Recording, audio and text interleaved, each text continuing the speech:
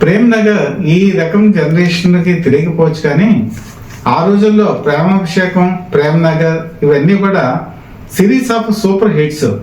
అక్కినేని నాగేశ్వరరావు నట జీవితంలో టాప్ 10 చెప్పాలి అంటే ఇందులో ప్రేమ్ నగర్ కూడా ఉంటుంది. అలాగే వాణిశ్రీ నట జీవితంలో కూడా టాప్ 10 ఏదంటే ఈ సినిమా ఖచ్చితంగా ఉండి తీరుతుంది. ఇది 1971 సంవత్సరం సెప్టెంబర్ 24న రిలీజ్ అయింది. రిలీజ్ అయిన తర్వాత అద్భుతమైన రికార్డు సృష్టించింది, అన్యూహ విజయం అన్నమాట.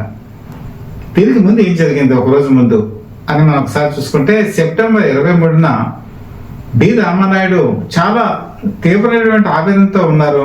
ఈ సినిమా హిట్ అవుతుందా లేదా అని చెప్పేసి ఆలోచిస్తూ వాళ్ళ సతీమణిని వెంట పెట్టుకుని అంబాసిడర్ కాల్లో తిరుపతికి బయలుదేరారు. అంటే తిరుపతి తిరుమల దర్శనానికి వెళ్ళి అక్కడ బాక్స్ నుంచి ప్రార్థన చేసి మళ్ళీ వద్దామన్నమాట.